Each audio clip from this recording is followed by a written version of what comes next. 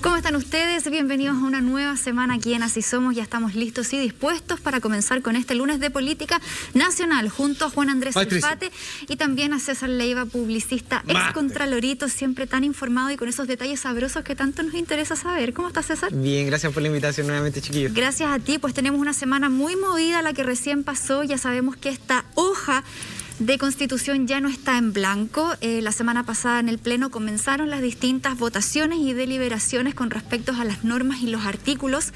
Se votaron en general, en particular las que alcanzaron los 2/3 pasaron ya a este borrador de Constitución. Las que no alcanzaron 2/3 pero sí lograron el 50+1 vuelven a su comisión de origen para que se elabore un nuevo informe y sean nuevamente votados en el Pleno. Esa es la figura que tenemos hasta el día de hoy, César. Sabemos que la semana pasada fueron las votaciones con respecto a sistemas de justicia y formas de Estado. Analicemos lo que pasó entonces y cuáles fueron los artículos que quedaron finalmente en este borrador y cuáles fueron rechazados y cuáles tienen una segunda oportunidad, Alfate. De alguna manera, hazme un mapa de cuál fue la propuesta y qué quedó y qué va a tener que redactarse para que siga el lineamiento que hoy día claramente apunta un norte muy claro, más pluralista, pero con sus qué. Sí, yo creo que dos grandes hitos de la semana pasada fue, primero, como bien tú decías, que ya no tenemos una hoja en blanco. ¿Qué quiere decir eso? Que el proceso de armado del borrador de la Constitución, de la nueva propuesta de Constitución, va a ir haciéndose por parte. Es decir, la comisión, en este caso, por ejemplo, de formas de Estado, fue una de las primeras en terminar, por tanto, pasa al Pleno de la comisión. Pensemos que son 10 comisiones y dentro de las comisiones hay subcomisiones que son mandatadas a generar una propuesta de texto sobre su temática. Entonces, esa temática pasa al Pleno con las propuestas aprobadas internamente en la comisión, y ahí es donde es votado y debe ser aprobado por los 2/3. Cuando son aprobadas, obviamente quedan en un escrito de propuesta de borrador, que es lo que nosotros vimos a finales de la semana pasada. Y dentro de estas propuestas hay dos, digamos, hitos destacables. Una es la forma o la declaración de forma de Estado de Chile. ¿Cómo vamos a reconocer el Estado de Chile? Hoy día nosotros decimos que Chile es un Estado unitario, digamos, hablamos de la República de Chile, etc. Y cuando hablamos de lo que se quedó en la Constitución, hay un hito relevante que habla, obviamente, de la plurinacionalidad, digamos, de lo que bien decías tú, del pluralismo, que también queda plasmado en lo jurídico. Entonces, el reconocimiento primero, de los pueblos indígenas, y segundo, el reconocimiento de la diversidad territorial del país. Por tanto, se reconoce también al Estado de Chile como un Estado regional, que eso es como otra de las características potentes que generó debate la semana pasada. Sí, ya vamos a llegar a ese punto, porque lo que hay que ir entendiendo es que todo lo que se está aprobando con estos 2/3 y pasa al borrador de Constitución es lo que después va a tener que la Comisión de Armonización velar por la coherencia, ¿cierto? Por la concordancia, dar el orden de los artículos, hacer algunas indicaciones, y finalmente es ese borrador el que nosotros vamos a tener que votar en el plebiscito de salida. Como ya lo decíamos la semana pasada... Debería ser obligación leer esto. Mira, la verdad es que es bastante complejo, por eso que nosotros en este espacio tratamos de hacerlo un poquito más simple. La semana pasada, y quedémonos con esta primera comisión de sistemas de justicia para poder ir analizando. El viernes quedaron aprobadas en particular 10 artículos sobre sistema de justicia que ya son parte de este borrador, como decía César, y uno de los que más llamó la atención tiene que ver con el pluralismo jurídico. Explícanos un poquito, César, porque sabemos que los distintos artículos que se presentan tienen incisos y por ahí algunos van siendo rechazados y otros van siendo aprobados. Aquí yo tengo un enreo. Es un desmenuce bastante meticuloso.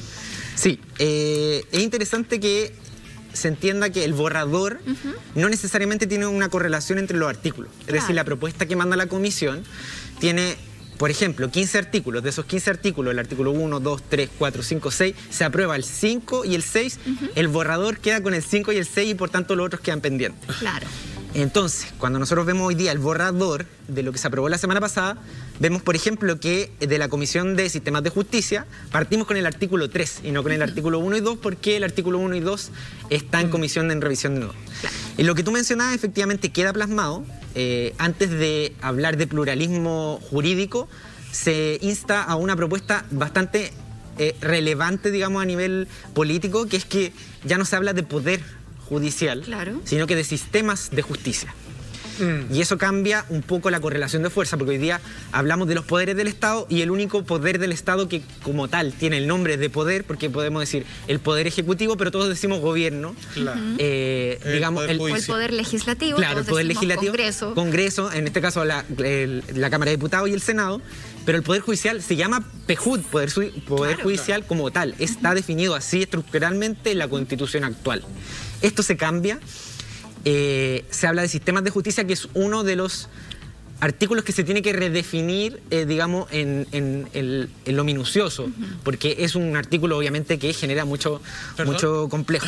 César, hay algo que me cuesta entender de cómo lo van a solucionar. Por ejemplo, mencionaba recién Monty esta comisión de armonización, que me parece más que necesario, pero ¿qué pasa cuando están hablando de un artículo en específico que están tratando así como que digamos pasen todas las propuestas, y que eso más adelante va a estar vinculado a otro artículo de otro tema, pero que los dos, uno no puede pasar a llevar al otro, o tiene que ver con lo mismo con uno que se va a ver más adelante? O sea, porque se entiende que para que esto sea coherente es como que uno debería presentarlo todo de un viaje, porque es como el arco de un guión de una serie, ¿no?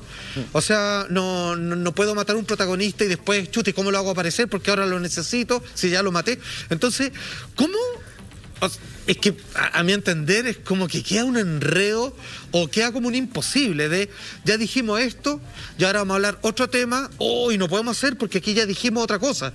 Entonces, ¿cómo se arregla eso? Hay una técnica que se llama in media res, si no me equivoco, ¿no? Que se parte... Ah, claro, en media res, claro. En los guiones se parte como desde una parte de la mitad y se empieza a narrar, digamos, desde una forma no convencional. Esto es exactamente lo mismo, se parte de una manera no convencional porque obviamente en paralelo empiezan a funcionar las comisiones y tienen sus distintos itinerarios. Cuando hablamos de la armonización, hablamos de una armonización efectivamente más bien en lo textual, que no hayan contradicciones, es parte de la tarea del Pleno. Entonces, cuando hablamos de estas características, por ejemplo, el pluralismo jurídico, es un principio que evidentemente tiene una correlación con la definición de Estado plurinacional. Exacto. Claro, o sea, y que no tiene es incoherente. que ver con que coexistan estos dos sistemas de justicia, Exacto. el tradicional con el de los pueblos indígenas. Pero pluralismo va a tener que ser todo de aquí en adelante. Exacto, pero es que parte de la definición que la Convención Constitucional es pluralista por definición porque se ingresan escaños reservados, por ejemplo. Entonces, cuando tú partes por esa definición, donde una de las primeras declaraciones que da la Convención Constitucional, recuerden que un proceso en el que la Convención da sus primeras declaraciones sobre su autodefinición, digamos, y habla del reconocimiento a los pueblos de Chile. Por eso habla de los pueblos de Chile en general. Entonces, cuando hablamos de pluralismo jurídico, que queda plasmado en el artículo 15, si bien hay otro artículo previo que tiene que revisarse, el principio queda plasmado. Es decir, queda definido que va a haber pluralismo jurídico en Chile. Y esto, interculturalidad. Y interculturalidad. De hecho, lo define plurinacionalidad, pluralismo jurídico e interculturalidad. Sobre los sistemas de justicia. Claro. Perdón, ¿y esto divide atacameño y diaguita, que no tienen nada que ver con los araucanos, por ejemplo? Claro, es que, mira, de hecho esto no es novedad. Y la mayoría de los convencionales que defienden esta propuesta lo han planteado. Esto es prácticamente muy común. Ni siquiera es inédito en Latinoamérica. Existe el caso de Bolivia, el caso de Ecuador y en otros países, por ejemplo, como Canadá, donde esto coexiste.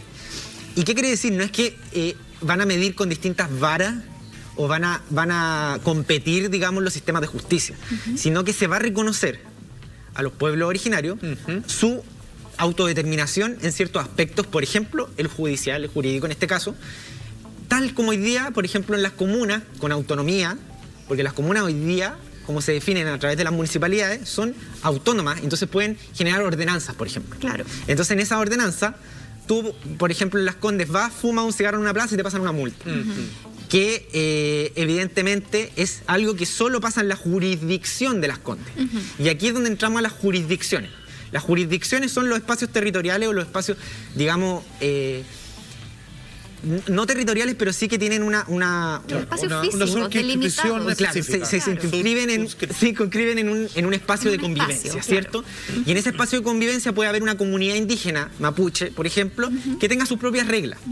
Y esas propias reglas, evidentemente, van a distar de las reglas de nosotros, porque no tenemos la cosmovisión mapuche, por pueden ejemplo. haber renuncia, que alguien diga yo soy araucano, pero frente a tal hecho quiero regirme bajo las leyes civiles no de pueblos originarios de Chile, porque estoy inventando, pero supongamos que según nuestro marco establecido moral, esto tiene que ver con dioses de la naturaleza y por lo tanto tal cosa. Claro, esa es una de las cosas que se tiene que definir. Por ejemplo, si es vinculante o no es vinculante, o es optativo en este caso. Por ejemplo, yo quiero optar por la justicia tradicional o la justicia indígena. Perdón que me siga metiendo. Por ejemplo, si alguien de un pueblo originario hace algo, o a alguien del pueblo originario le hace a alguien que no pertenece a esa etnia, ¿cuál de las leyes son las que rigen? Claro. ¿Las civiles que nos rigen a nosotros o la de los pueblos originarios? Porque si yo me paso la línea de qué le hice a alguien de otra etnia, por ejemplo. Sí, por eso es interesante entender otro concepto que está encadenado acá, que es el de autonomías. Y las autonomías están dadas por, en este caso lo define, territoriales o culturales. En ese sentido, las comunidades indígenas que tienen, digamos, una autonomía territorial, una autonomía cultural, definen sus propias reglas, por tanto, esas reglas son aplicables a esa comunidad. Ahora, es decir, rigen para... es como cuando tú tienes un reglamento en la Junta de Vecinos, ¿cierto? Y esas reglas rigen para tu comunidad.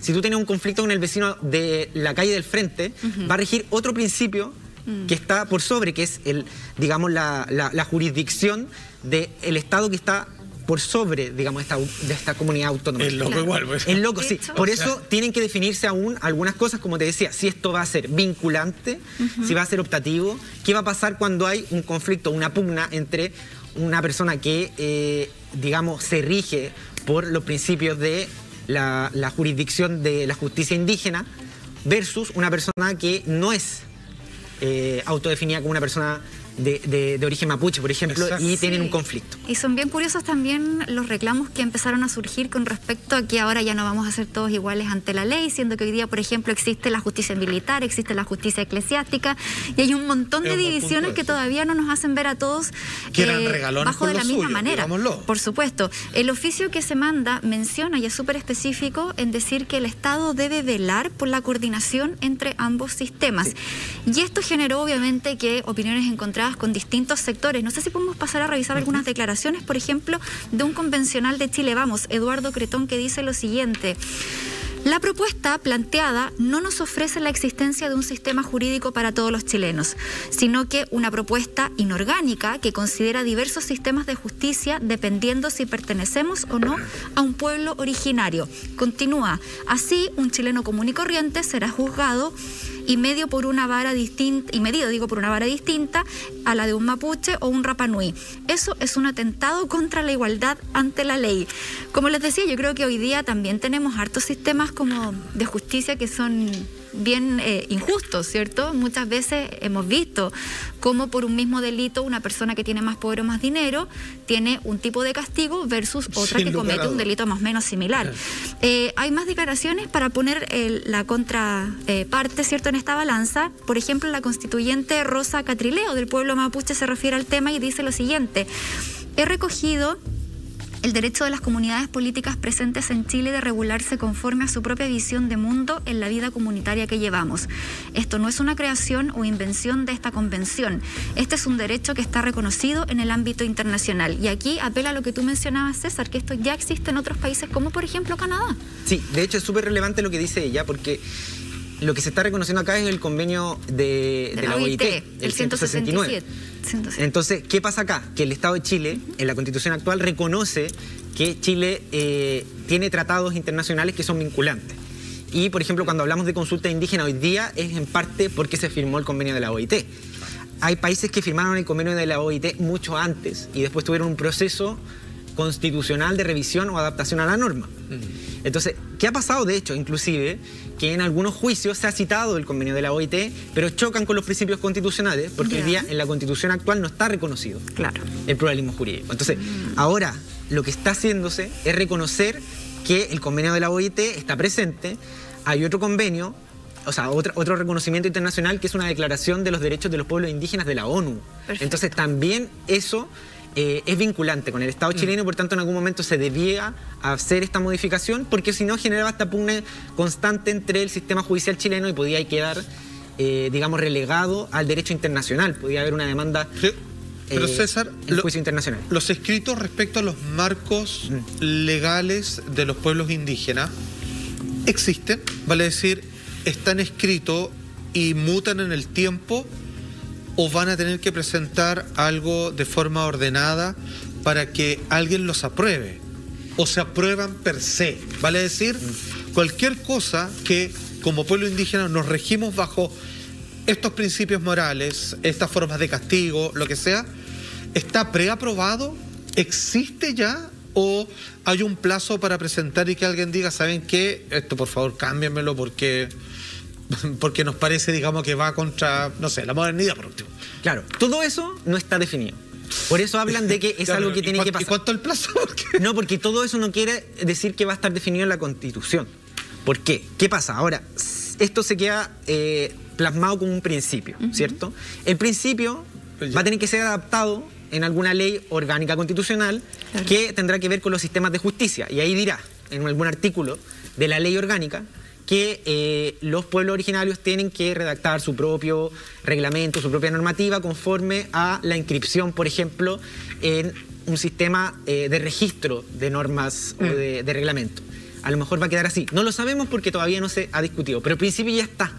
Eso es lo importante. Ahora, otra cosa relevante es que este es un principio de una comisión, digamos, de un artículo de una comisión que es de justicia, sistemas de justicia. Claro.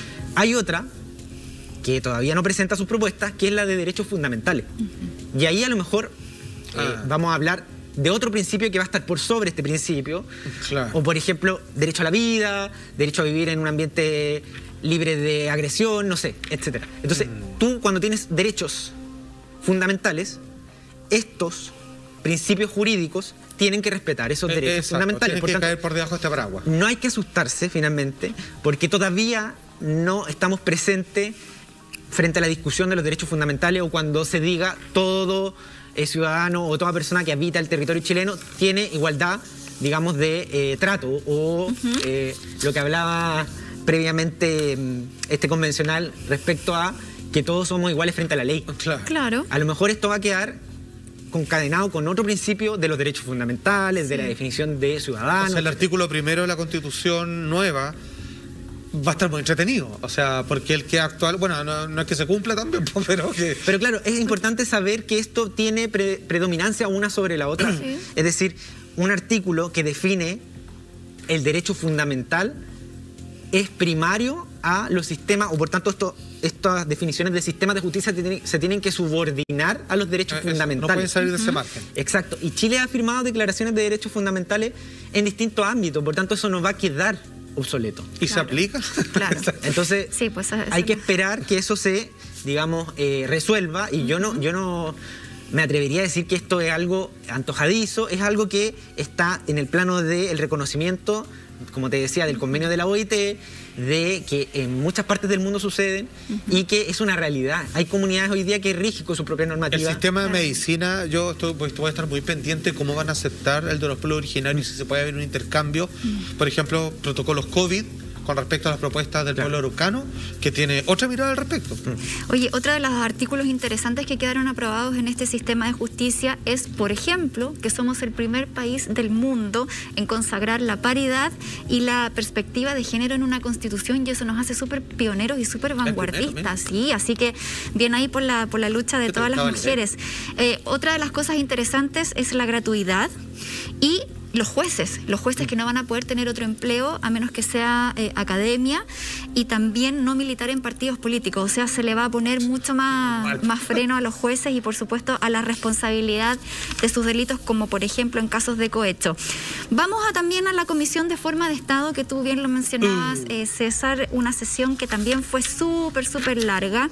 El viernes 18 de febrero ya quedaron ahí algunos artículos instalados en este borrador y se votaron todas las últimas indicaciones de forma de Estado, según lo decía María Elisa Quintero, presidenta de la mesa directiva de la Convención Constitucional.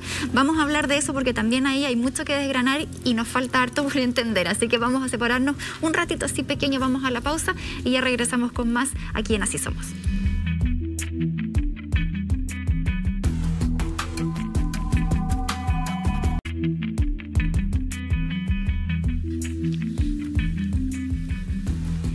Seguimos haciendo esta noche Así Somos, hablando de todo lo que ha pasado en la Convención Constitucional. La semana pasada, el martes, comenzaron las votaciones y hay algunos artículos que quedan en este borrador de propuesta de Constitución. Hay un revoltijo, digamos.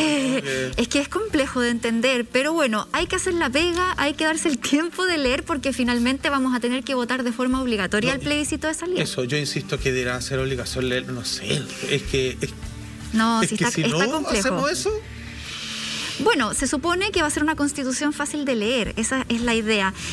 Vamos con la Comisión de Forma de Estado, sí, que también fue lo que se discutió, decíamos el viernes 18 de febrero, una jornada súper extensa, casi 12 horas. Ya se aprobaron 24 de los 35 o 36 artículos que se proponían. Y el más importante, y lo quiero leer, Chile, un Estado regional, plurinacional e intercultural con autonomía en las regiones y en las comunas. Yo creo que esto viene a cambiar sin duda, César, sí, la figura total de cómo es el Chile de hoy, que es un Estado unitario y que ahora ya el poder se empieza realmente a descentralizar. Sí. Antes de que entremos de lleno en esta definición, para concluir un poco y que lo pueda quizás entender la gente en la casa porque es algo más cotidiano, los juzgados de policía local cumplen una función mixta hoy día. Por ejemplo, dependen del Poder Judicial, pero tienen una relación directa con la municipalidad. Claro, sí. Entonces son organismos que son jurídicos, pero también son administrativos.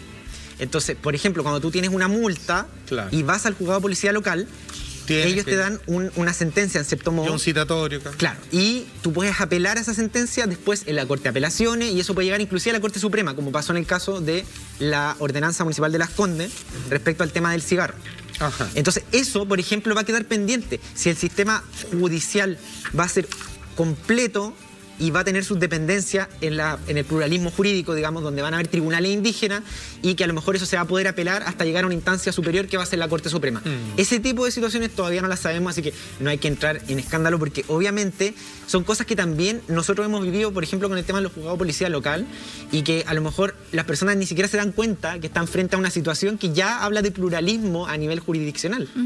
Porque cada comuna tiene sus normas y su definición. Y yo creo que este trabajo que hace la Convención viene un poco a evidenciar lo que hoy día ya existe y no asustarnos tanto, porque hoy día vemos que hay grupos que están absolutamente reticentes a los cambios. Y yéndonos a este Estado regional, que como muy bien lo explicaba Fernando Atria, y ojo, el Instagram de la Convención Constitucional está siempre ahí con mucha información súper valiosa, así que para quienes usan redes sociales, síganlo. Entonces, él explicaba que este Estado regional está entre medio del Estado unitario que tenemos hoy día, que el poder se centraliza en la figura del presidente de Chile, que él es el que da las órdenes para todas las regiones. Y en el otro extremo está este Estado federal, ¿cierto? Que cada subestado dentro del mismo país tiene sus propias leyes, sus códigos de justicia, sus propias formas de funcionar y que solamente lo que comparte tiene que ver con defensa y relaciones internacionales, relaciones exteriores. Entonces, este Estado regional vendría estando entre medio y que sí le da más autonomía a las regiones, César, en especial a la figura del gobernador regional, que hoy es un cargo que es elegido de manera popular, que viene a suplir lo que era antiguamente el intendente designado por el presidente, pero ahora esperemos que efectivamente ellos puedan tener administración de su propio presupuesto, por ejemplo, y puedan efectivamente tomar sus propias decisiones sin depender mucho del gobierno central. Sí, una de las cosas que quedó establecida, el tema de la autonomía en cierto modo presupuestaria y la autodefinición de esa ejecución. Y otro de los principios que quedó establecido es la de cooperación entre las entidades autónomas territoriales. Ahora, cuando nosotros hablamos de entidades autónomas, un ejemplo claro son las municipalidades, porque hoy día están definidas como entidades autónomas. Claro, tienen autonomía. Con su propio reglamento administrativo, tienen su autonomía, digamos, de ejecución presupuestaria, pero en cierto modo tú te fijas y la comuna de Las Condes, por ejemplo, su presupuesto depende mucho de varios factores, pero es muy distinto al de Cerro Navia, y eso hace que también haya una desventaja. Entonces, ese tipo de cosas también se tienen que subsanar hoy cuando hablamos de autonomías regionales y autonomías comunales, porque cuando hablamos de comuna, la relación administrativa es la municipalidad. cuando hablamos de región, la relación administrativa hoy día sería la gobernación y la delegación presidencial, que es como una mixtura entre Estado unitario presidencialista y la versión más regionalista, que es como un avance de lo que podría ser, que es la gobernación. La gobernación. Que recién ahora debuta, ojo, que no es que hayamos tenido gobernaciones con cierta autonomía toda la historia de Chile. Eso parte ahora con las elecciones que tuvimos hace muy poquito tiempo, y tenemos los gobernadores electos, pero que tienen nada de presupuesto, que tienen al lado al delegado presidencial y designado por el presidente. Y que tienen, en cierto modo, choque de facultades o que no tienen claridad, y de hecho todavía hay muchas consultas que están hechas a la Contraloría de preguntar, oye, ¿esto lo ve la gobernación o lo ve la delegación? Acá queda claro que van a haber autonomías territoriales que no sabemos si se va a llamar gobernador o va a tener el nombre de intendente, pero sí habla de autonomía. Por tanto, entendemos que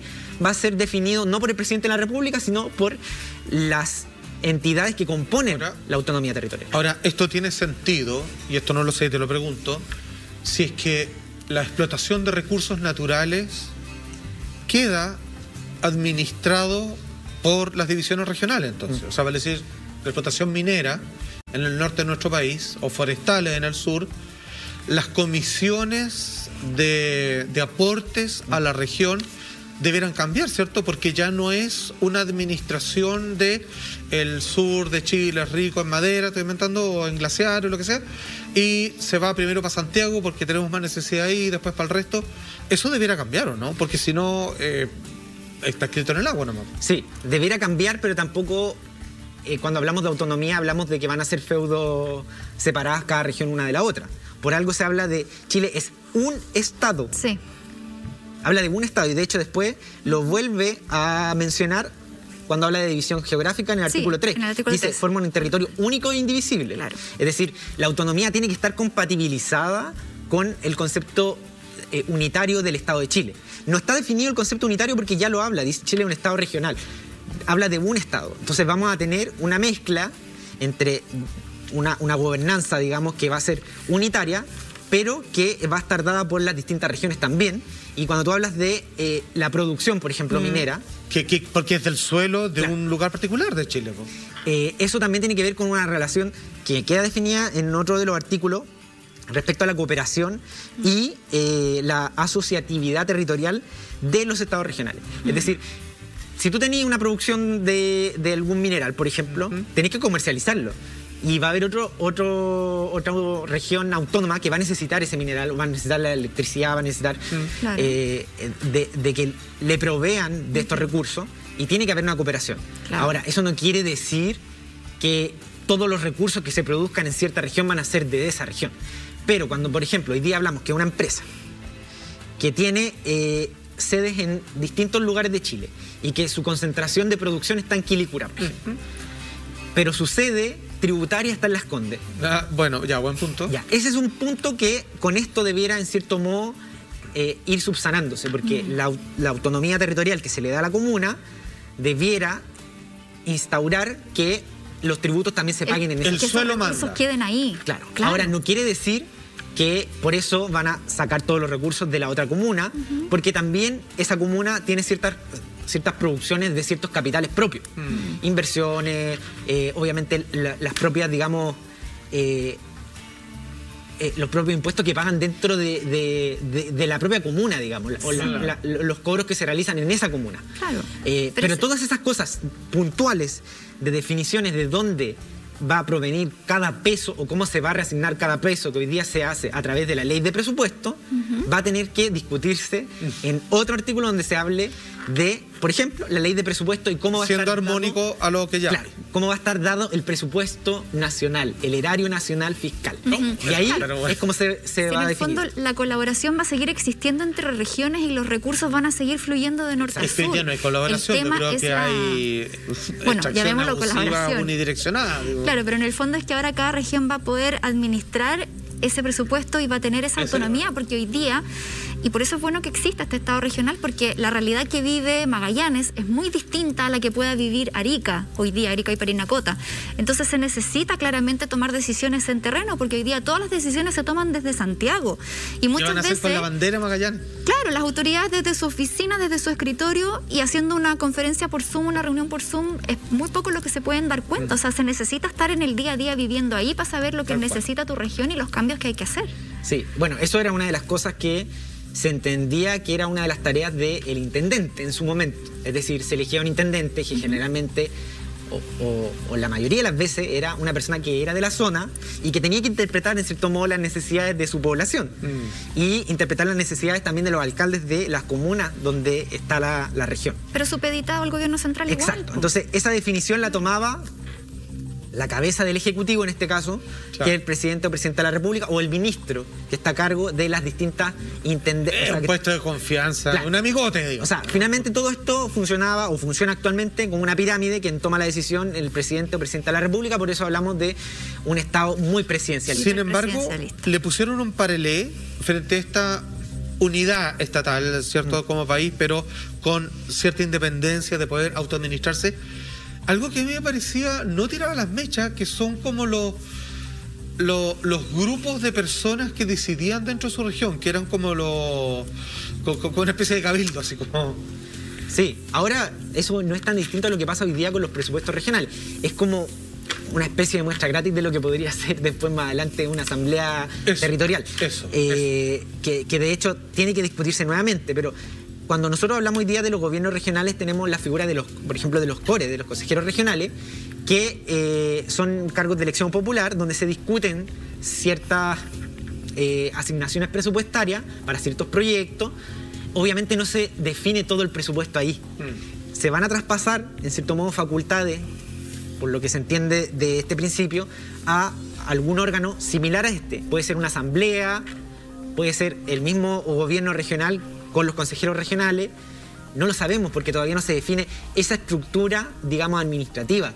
Pero sí, hoy día ya tenemos un ejemplo de que eso sí es posible y no es tan alejado de la realidad. Hoy día tenemos asambleas, en cierto modo, regionales, que están dadas por el gobierno regional, y hoy día inclusive ese gobernador o gobernadora regional es electo popularmente y no es designado por el presidente de la República. Claro. O sea, ya tenemos algo que no es tan distinto a lo que está. Por ejemplo, si el Estado regional ya hubiese estado funcionando cuando empezó la pandemia, quizás las autoridades regionales hubieran tenido su propio manejo jurisdiccional, ¿cierto? Exacto. De lo que pasaba en su lugar, o sea, en su territorio. Qué buen punto, porque muchas cuarentenas se hicieron por un dato estadístico de cuántas personas habían por centro hospitalario. A eso iba, ridículo. O sea, a eso iba. Chiloé estuvo en cuarentena.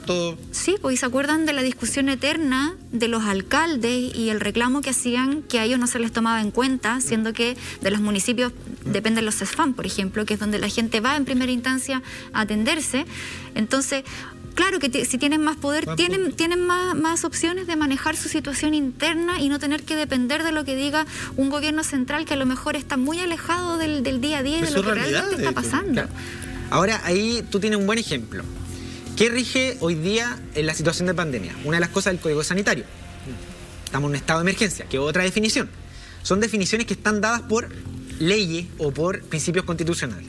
Entonces, cuando tú dices, estamos en un estado de emergencia, ese estado de emergencia nos dice que, en este caso lo declara el presidente de la República, con acuerdo del Congreso para la extensión, eso todavía no se define. Entonces, si cuando se defina el estado de excepción, se mandata a que el presidente o presidenta tenga que consultar o tenga que, digamos, trasladar facultades a las gobernaciones, eso debiese estar estipulado en cierto modo, porque ya hay una definición acá de que hay autonomías territoriales. Claro. Entonces, todas las otras definiciones que vayan dándose de leyes, de, por ejemplo, el mismo Código Sanitario, a lo mejor va a hacer alusión a otro principio, que es el principio de la salud, o al derecho a la vida. Entonces, a lo mejor va a decir, la Política Nacional de Salud la va a dar el Ministerio de Salud, apegado al principio de salud pública y el principio de...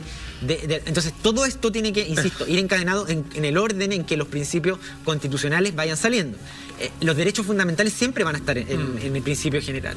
Entonces, si se define, por ejemplo, en el Código Sanitario, que van a apegarse al derecho a la salud, al derecho a la vida, etcétera, va a tener que convivir con este otro principio, pero el principio fundamental de derecho a la vida tiene que primar.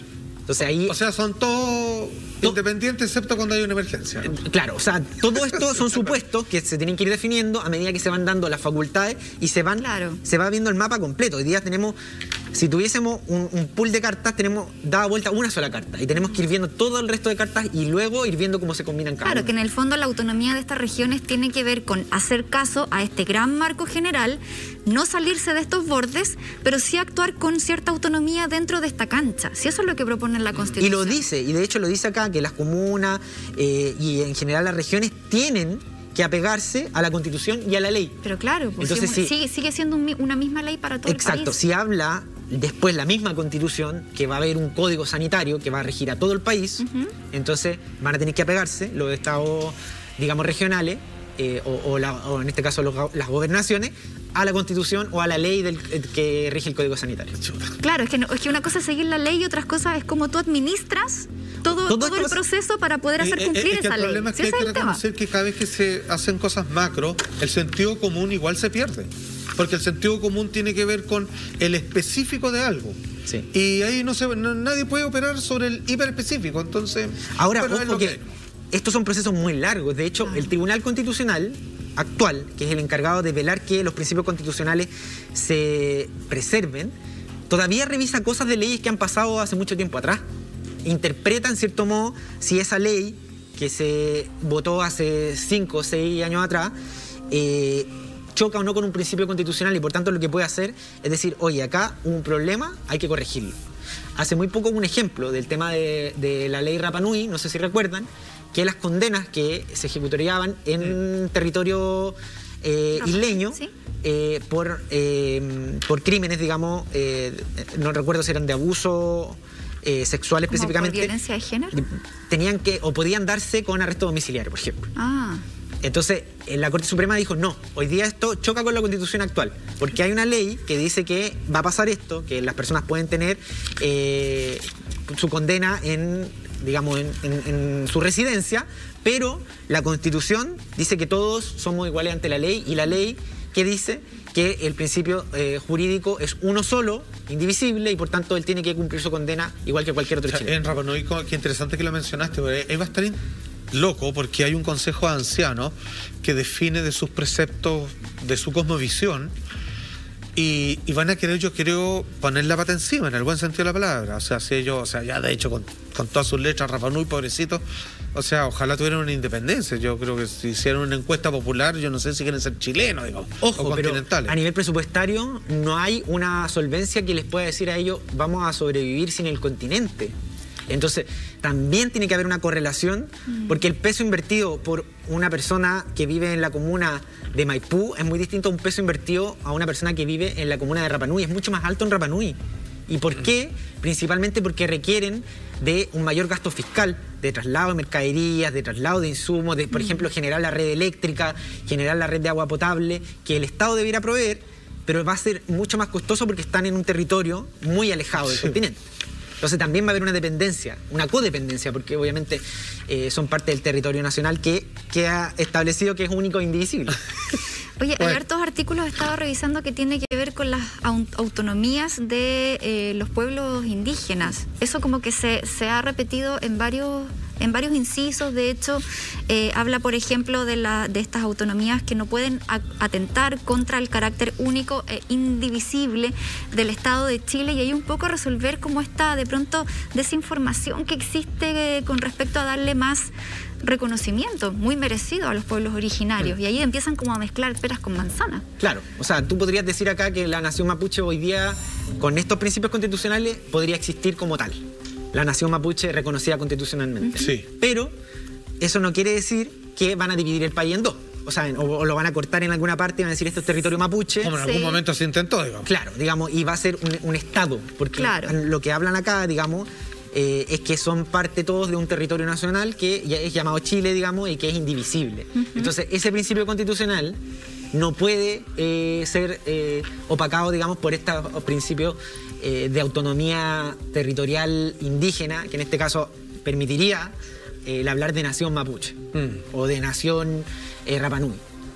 Oye, otra de las cosas, sí, dentro de este mismo formas de Estado, hay harto que apunta al cuidado de la naturaleza, de los recursos naturales, del mar, de cómo coexistimos, de la protección, del deber que tiene el Estado de proteger esos ecosistemas, por ejemplo, marinos y costeros. Pero el artículo del maritorio que quedó aprobado como a media, digamos, porque hay algunos incisos que volvieron a su comisión de origen para volver a ser redactados, revisados y ser propuestos nuevamente en este pleno, porque recordemos que lo que se rechaza, no todo queda desechado. Tiene que haber un quórum de un 50+1 para que ese artículo vuelva a su comisión de origen, se pueda reestructurar, se pueda redactar un nuevo informe y pueda ser nuevamente votado en el Pleno. Ahora, si en esa instancia no alcanza el quórum de los 2/3, que son 103 votos, ahí sí que se da por desechada y no tiene más instancias. Por eso es importante la discusión y por eso es súper relevante que las comisiones también vayan trabajando súper a conciencia y lo hagan de una manera rigurosa para que no se encuentren después con un rechazo en los plenos. Claro, lo que tú decías específicamente habla de un hecho que pasó específicamente con el concepto de maritorio. Se define inicialmente porque el artículo 3 define el territorio. Claro. Chile dice, del territorio, Chile, en su diversidad geográfica, natural, histórica y cultural, forma un territorio único e indivisible. Perfecto. Luego se hablaba del maritorio como artículo. Eso, quedémonos en ese artículo porque yo creo que es muy importante dada toda la crisis natural que estamos viviendo a nivel planetario. Continuamos contigo, César Salfate, y todos ustedes a la vuelta de esta pequeña pausa comercial. ¡Pa la pata!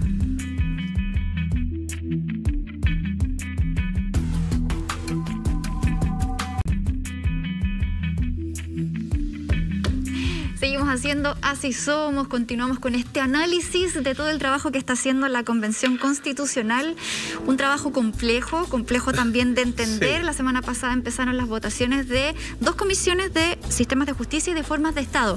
Quedémonos en formas de Estado, quedamos en el artículo del maritorio. Sí. Es muy importante que se considere el mar como un activo estratégico para todo nuestro país, o sea, de norte a sur estamos con una costa Ojalá se acabe el Sagan de mi playa. ¿Qué pasó con este artículo, César? Porque entendemos que hay algunos incisos que se aprobaron, otros no. Está como todavía medio a medias. Es que el artículo original era mucho más largo. Más extenso. Sí, y entonces se definía específicamente el maritorio.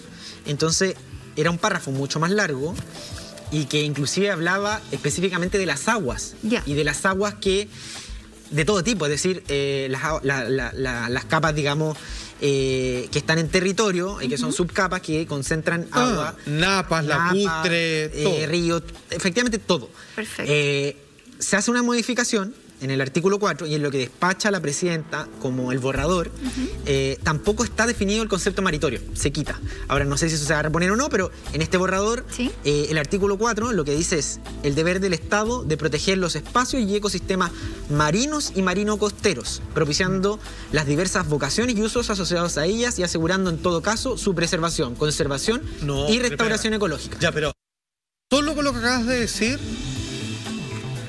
a buen entendedor, chao plantas industriales cerca de las costas, salmoneras, explotación minera acá en el Cajón del Maipo. O sea, ¿cómo van a responder? Porque aquí estamos hablando... Ahora, esto ya es una pelea con los grandes.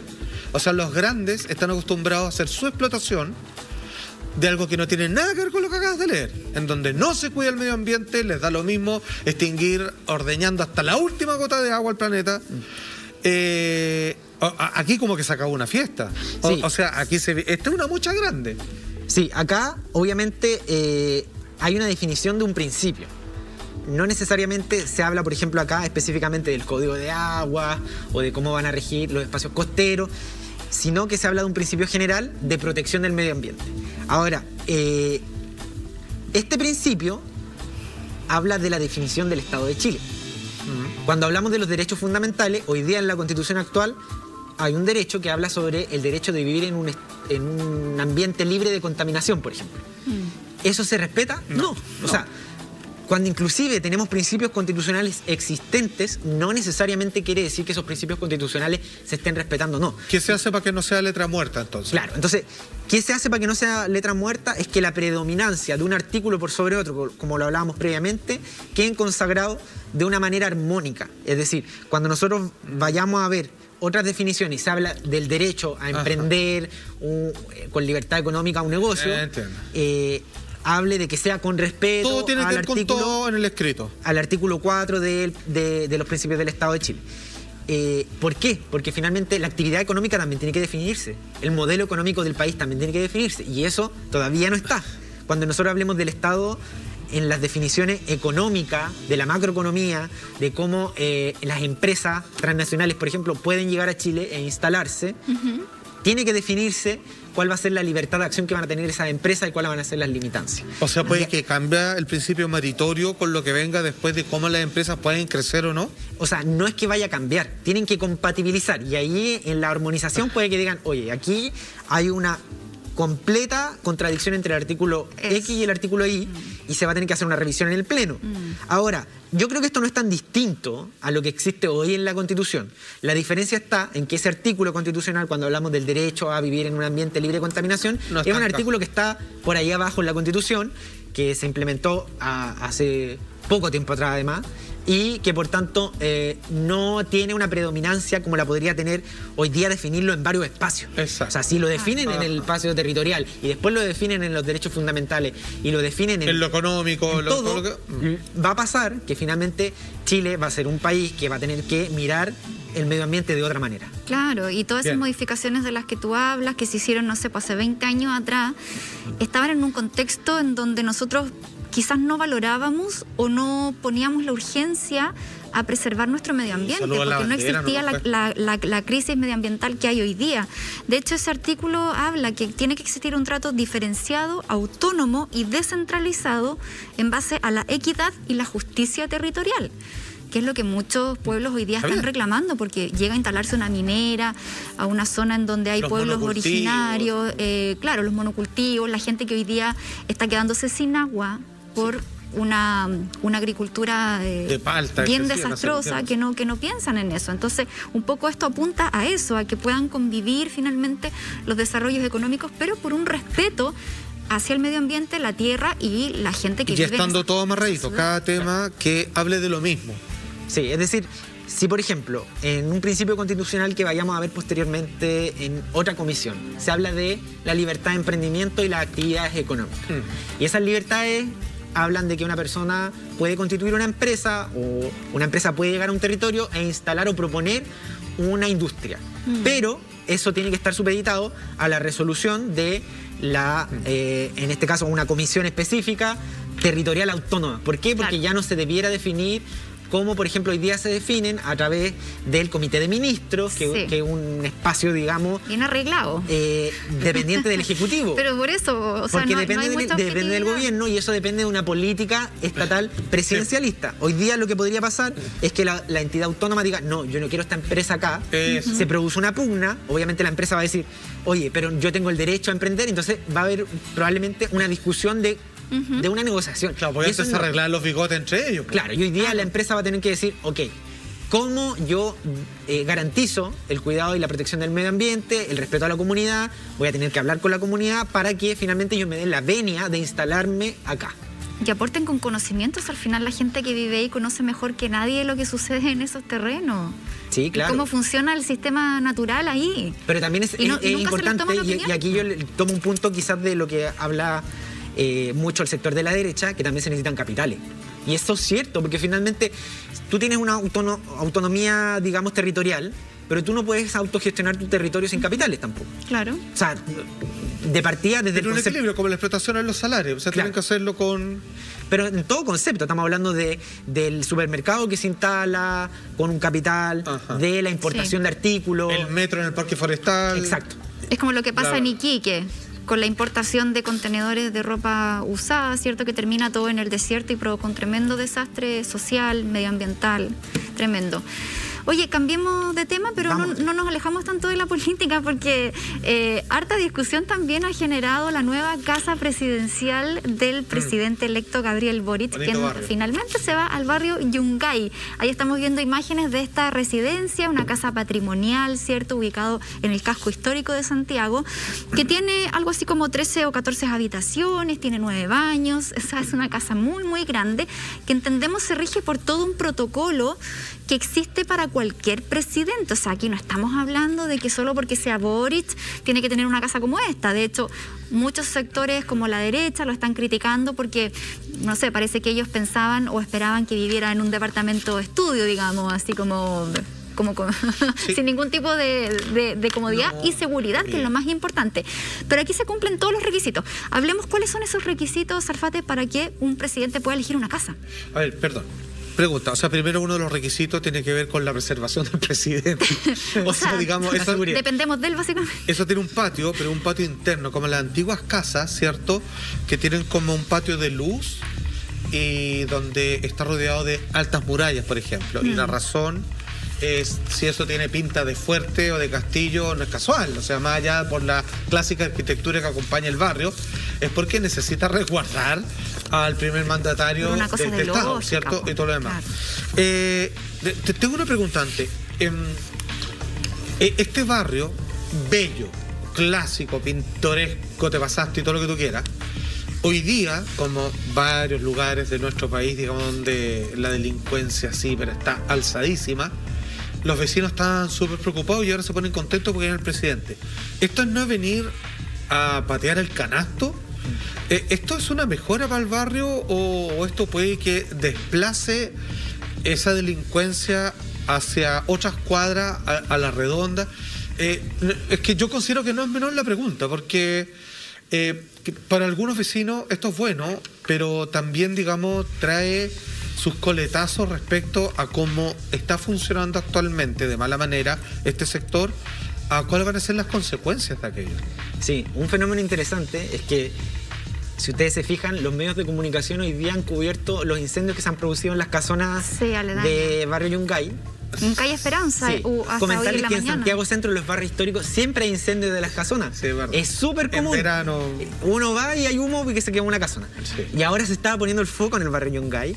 Obviamente el barrio Yungay ya no va a tener la misma mirada que tenía hasta ahora como un barrio patrimonial cualquiera, digamos, de Santiago Centro, sino que va a tener un plus.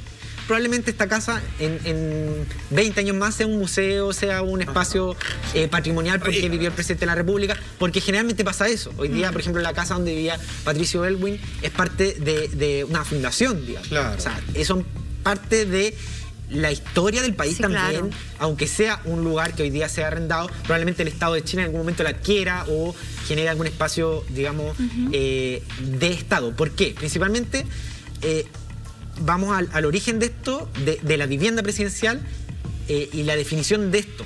¿Por qué? Porque lo definen como un asunto de Estado, el dónde vive el presidente. Por eso es que hay, digamos, una revisión de parte no solo del equipo del presidente electo, sino que de personeros de gobierno, digamos, como una situación de Estado. Y eso quiere decir también que la vivienda es financiada por el Estado de Chile. No es primera vez que esto pasa. La presidenta Bachelet le financiaron el arrendo de su domicilio, a pesar de que ella vivía en la misma comuna donde tenía su residencia. Claro, su residencia no tenía los estándares mínimos, que en este caso son accesibilidad, que tenga una estructura sólida y que tenga salidas, digamos. Una de las tres características principales. Otra de las características tiene que ver con la conectividad, etcétera. Pero sí han habido ejemplos de arrendamiento de viviendas fiscales o viviendas para los presidentes o presidenta de la República. Perdón, hablo de la conectividad. Ese lugar que estamos viendo tiene serios problemas de internet, incluso de llamadas telefónicas. Sí. Compañeros de nosotros, como el gran Julio Ose, tiene problemas, nos comentaba nuestro productor ejecutivo a veces, para comunicarse con el canal. Tengo entendido que por el hecho de que hay un presidente ahí, se colocan bloqueadores de señales Wi-Fi, si no alguien podría hackearlo, cosas así. Es lo que tengo entendido. Si ya tienen problemas, estoy preguntando, yo sé que es una minucia, pero quiero sentir como si estuviera yo vecino al presidente. ¿Les va a fregar un poco el cuento del internet, del Wi-Fi, o les van a pasar antenas aparte? No creo, porque en el caso de la presidenta Bachelet también vivía en un barrio residencial, a diferencia del presidente Sebastián Piñera, que vive en un espacio más bien grande, amplio. Y muy exclusivo. Sí, es muy exclusivo, más bien como una especie de parcela. Estamos hablando de la residencia de San Damián en Las Condes. En el caso de la presidenta Bachelet vivía en Ñuñoa y nunca hubo problemas relativos a eso. Ahora, efectivamente, se va a tener que instalar probablemente una caseta de carabineros, como se hizo en el caso del presidente Piñera y la presidenta Bachelet, donde va a haber una custodia, pero a nivel de conectividad, digamos, de telecomunicaciones, probablemente vaya a ser un plus más que una desventaja. Van a traerle 5G Claro. Sí, yo creo que ahí las compañías van a pelearse por quién pone el mejor servicio. Aparte de eso, los presidentes y presidentas tienen sistemas de comunicación que no son los tradicionales. Sí, por cierto. Tienen Su teléfono rojo. Claro. Claro, y aparte que la accesibilidad también va por donde está ubicado. O sea, ahí tenemos la autopista central, llegas rápidamente a la Costanera Norte o al eje General Velázquez, y también está a 10 minutos de La Moneda, si al final eso es lo que importa. Sí. Buena pregunta, señora. ¿Por qué los presidentes no viven en La Moneda? ¿Ah? No me contestes ahora, César, porque vamos a hacer una pausa y seguimos resolviendo toda esta discusión que se ha generado en torno a la nueva residencia del futuro presidente Gabriel Boric. Nos separamos así cortito y ya estamos de vuelta. Vivir abajo, yo creo.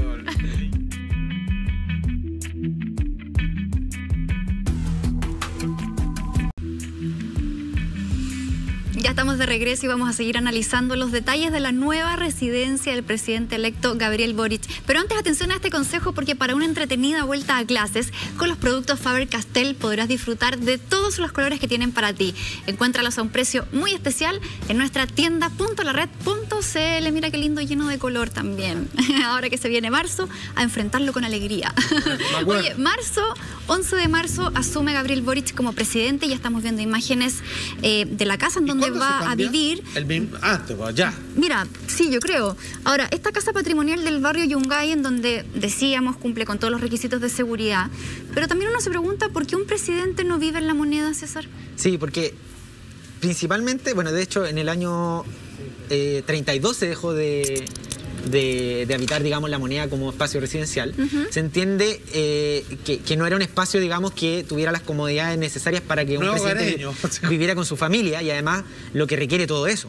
Entonces empezó esta tradición de que los presidentes de la República ocuparan su vivienda cerca de los sectores, digamos, para asistir al Palacio a ejecutar sus labores digamos, de trabajo. Ahora, ha habido una mixtura en los últimos años respecto a qué tipo de vivienda ocupan. Se ocupa una vivienda propia o una vivienda arrendada. En el caso de Ricardo Lagos, de la presidenta Bachelet, han sido los dos casos, digamos, más recientes de arriendo de casa. Es decir, que no ocupan su propia vivienda, principalmente por temáticas de seguridad de la vivienda propia, no es que ellos no hayan querido. Ahora, cuando se habla de la vivienda del presidente electo, estamos hablando de una vivienda que es grande, efectivamente, son 500 metros cuadrados, son 3 habitaciones, 9 baños, y las personas se preguntan por qué una vivienda tan grande si el presidente va a estar viviendo solo con su pareja. Pero en general los presidentes de la República tienen la tradición de hospedar a los invitados, digamos, que vienen de otros países, o tener, digamos, reuniones de camaradería con... Sí, un poco más íntima. Digamos, con personas que son cercanas a su sector político. Tiene para tirar la chuña. Claro. O sea. Entonces, es lógico que hayan habitaciones. Los presidentes en general, es tradición que han recibido autoridades extranjeras en sus propias residencias, con una forma, digamos, de demostrar... Un voto de confianza. Un voto de confianza, claro, de tener esa cercanía. Entonces, no es algo tan alejado de la realidad. Ahora, en algún momento se barajó la posibilidad, en el espacio de lo que se iba a construir en el complejo de Cerrillo, este espacio bicentenario, de hacer la vivienda fiscal del presidente de la República ahí. Se desechó esa idea.